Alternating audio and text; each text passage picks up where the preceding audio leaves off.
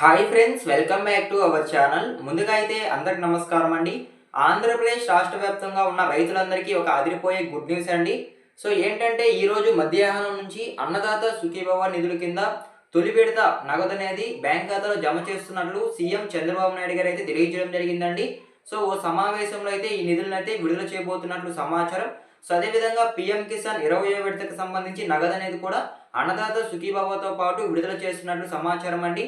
So PM Kisan అదేవిధంగా అన్నదాత సుఖీభవ నగదు రెండూ కలిపి ఆంధ్రప్రదేశ్ రాష్ట్ర ప్రభుత్వంలో ఎవరైతే రైతులు అర్హత కలిగి ఉంటారో వాళ్ళకి 7,000 రూపాయలు పెట్టుబడి సాయం కింద వాళ్ళ బ్యాంక్ ఖాతాలో జమ చేస్తున్నారండి.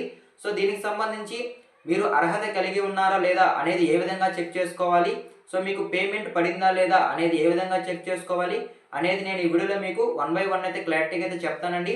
సో మీరు వీడియోని ఎక్కడ స్కిప్ చేయకుండా చూడండి, అప్పుడే మీకు పూర్తి వివరాలు అనేవి అర్థమవడం జరుగుతుంది. అదేవిధంగా మన ఛానల్ ఎవరైనా ఫస్ట్ టైం విజిట్ చేస్తుంటే ఛానల్ చూసి కంటెంట్ నచ్చినట్లయితే ప్లీజ్ లైక్ చేసి సబ్స్క్రైబ్ చేయండి.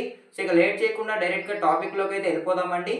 టాపిక్లో భాగంగా చూసుకున్నట్లయితే ఆంధ్రప్రదేశ్ రాష్ట్ర ప్రభుత్వంలో ఎన్డీఏ కూటమి ప్రభుత్వం ఎన్నికల సమయంలో ఇచ్చిన హామీ మేరకు సూపర్ 6 హామీల అమలులో భాగంగా మరో ప్రధాన హామీని సో ఈ రోజైతే కూటమి ప్రభుత్వం నెరవేరుస్తుందని చెప్పుకోవచ్చండి. పీఎం కిసాన్ అదేవిధంగా అన్నదాత సుఖీభవాని అమలు చేసేందుకు రాష్ట్ర ప్రభుత్వం ఏర్పాట్లు పూర్తి చేసినట్లు సమాచారం.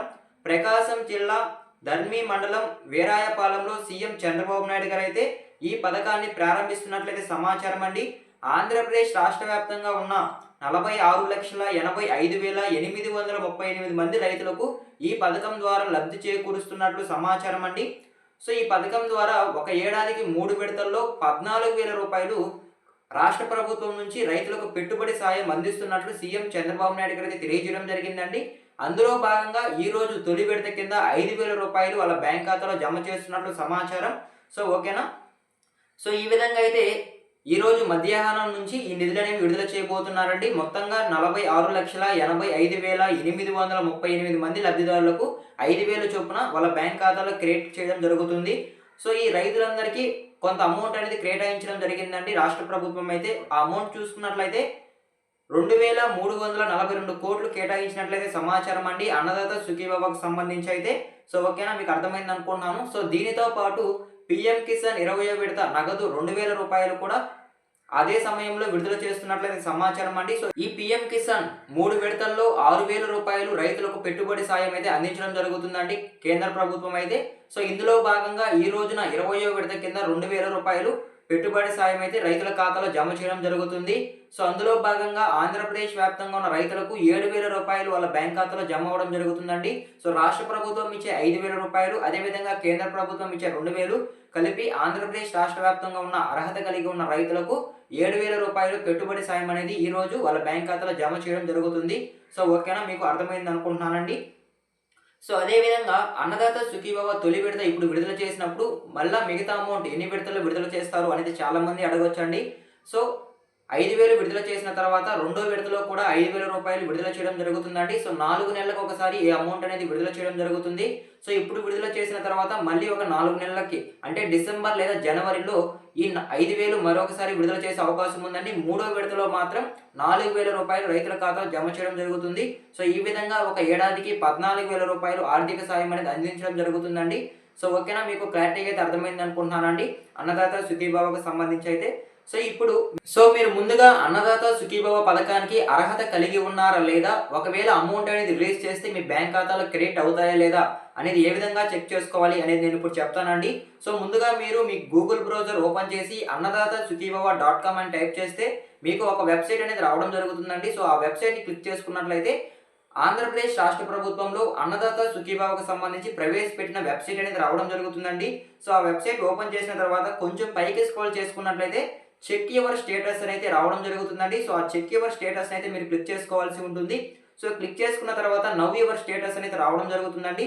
సో నవ్ యువర్ స్టేటస్ దగ్గర ముందుగా మీ ఆధార్ కార్డ్ నెంబర్ అనేది ఎంటర్ చేయాల్సి ఉంటుందండి.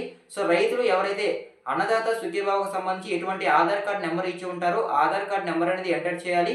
So Aadhaar card number enter చేసిన తర్వాత పక్కనే ఎంటర్ క్యాప్చా అయితే అడుగుతుందండి. సో ఎంటర్ క్యాప్చా దగ్గర ఎల్లో కలర్లో ఒక కోడ్ అయితే ఉంటుందండి. పక్కనే ఆ కోడ్ అయితే ఎంటర్ క్యాప్చా దగ్గర ఎంటర్ చేసి సెర్చ్ చేసినట్లయితే ముందుగా మీ యొక్క వివరాలు అనేవి రావడం జరుగుతుందండి.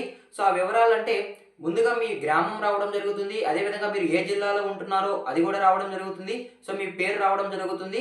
సో ఇలా పేరు వచ్చిన తర్వాత పక్కనే స్టేటస్ దగ్గర ఎంఏఓ అప్రూవల్, అదేవిధంగా ఈకేవైసీ సక్సెస్ అని కనుక ఉన్నట్లయితే మీకు అన్నదాత సుఖీభావకు సంబంధించి నిధులు అనేవి మీ బ్యాంక్ ఖాతాలో క్రియేట్ అవుతాయి అని అర్థం అండి. ఒకవేళ ఎంఏఓ అప్రూవల్ లేకుండా అదేవిధంగా ఈకేవైసీ పెండింగ్ అని కనుక ఉన్నట్లయితే మీకు ఈ అన్నదాత సుఖీభావ నిధులు అనేవి రావు అని అర్థం అండి. సో కాబట్టి మీరు ఈ విధంగా అయితే మీ స్టేటస్ అనేది చెక్ చేసుకోవచ్చు.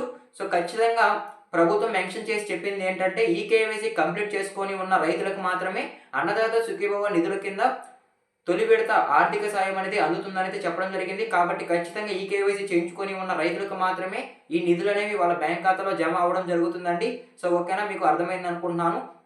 సో ఈ విధంగా మీ మొబైల్లో మీరు స్టేటస్ అనేది చెక్ చేసుకోవచ్చండి. సో ఓకేనా. సో అదేవిధంగా ఇప్పుడు అన్నదాత సుఖీభావకు సంబంధించి స్టేటస్ ఏ విధంగా చెక్ చేసుకోవాలి అనేది నేను చెప్పానండి. సో ఇప్పుడైతే పిఎం కిసాన్ పథకానికి మీరు అర్హత కలిగి ఉన్నారా లేదా, పిఎం కిసాన్ సన్మాన్ నిధి 20వ విడత అమౌంట్ అనేది మీ బ్యాంక్ ఖాతాలో క్రియేట్ అవుతుందా లేదా అనేది ఏ విధంగా చెక్ చేసుకోవాలి అనేది అయితే నేను చెప్తానండి.